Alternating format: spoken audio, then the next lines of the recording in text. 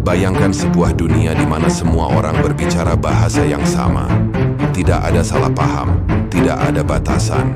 Sebuah era keemasan persatuan umat manusia. Tapi kemudian, segalanya berubah. Hanya karena satu ambisi gila, persatuan itu hancur. Bahasa manusia diacaukan, dan kita hidup dalam keragaman yang tak terhindarkan hingga hari ini. Lantas apa yang sebenarnya terjadi? Mengapa satu proyek bangunan kuno bisa mengubah nasib seluruh umat manusia? Ini adalah kisah Menara Babel, sebuah misteri yang masih menyimpan pelajaran mendalam.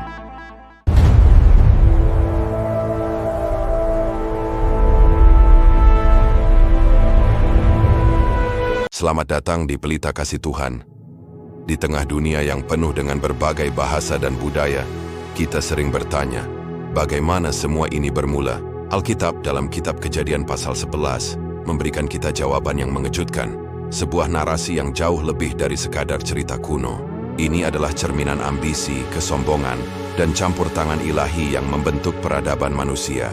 Mari kita telusuri bersama misteri di balik Menara Babel. Untuk memahami Menara Babel, kita harus mundur sedikit.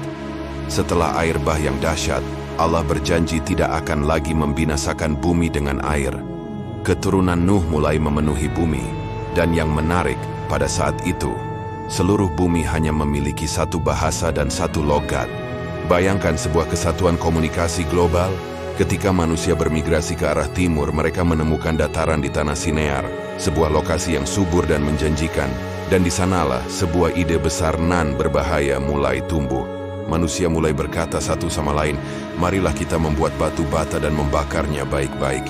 Lalu mereka menggunakan teraspal ganti tanah liat dan teraspal ganti lumpur. Mereka bukan sekadar membangun kota, mereka punya visi yang jauh lebih besar. Mereka berkata, marilah kita dirikan bagi kita sebuah kota dengan sebuah menara yang puncaknya sampai ke langit. Dan marilah kita cari nama bagi kita sendiri, supaya jangan kita terserak ke seluruh bumi. Ada 3 ambisi berbahaya di balik proyek Menara Babel ini. Pertama, yang puncaknya sampai ke langit.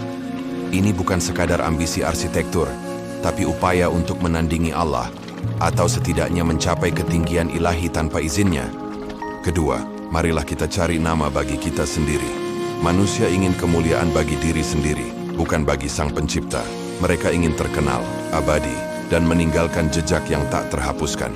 Ketiga, supaya jangan kita terserak ke seluruh bumi. Ini adalah pemberontakan langsung terhadap perintah Allah kepada Nuh dan keturunannya untuk beranak cucu dan bertambah banyak serta memenuhi bumi. Manusia ingin tetap bersatu di bawah kendali mereka sendiri. Allah yang Maha Tahu melihat apa yang terjadi. Firman Tuhan berkata, baiklah kita turun dan mengacaukan di sana bahasa mereka, sehingga mereka tidak mengerti lagi bahasa masing-masing. Dan terjadilah kekacauan. Manusia yang tadinya bersatu dalam pembangunan, kini tidak bisa lagi berkomunikasi. Dari sinilah kota itu dinamakan Babel, yang berarti kekacauan atau bingung. Karena disitulah Tuhan mengacaukan bahasa seluruh bumi. Tuhan pun mencerai-beraikan mereka dari sana ke seluruh muka bumi. Kisah ini adalah penutup dari ambisi terbesar umat manusia pasca air bah.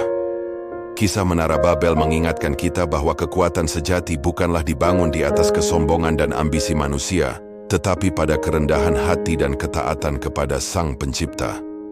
Apakah ada cerita Alkitab lain yang ingin Anda ketahui? Jangan lupa untuk like video ini jika Anda merasa diberkati, subscribe ke Pelita Kasih Tuhan untuk konten rohani yang mencerahkan lainnya, dan share video ini kepada teman dan keluarga Anda. Sampai jumpa di video selanjutnya. Tuhan memberkati.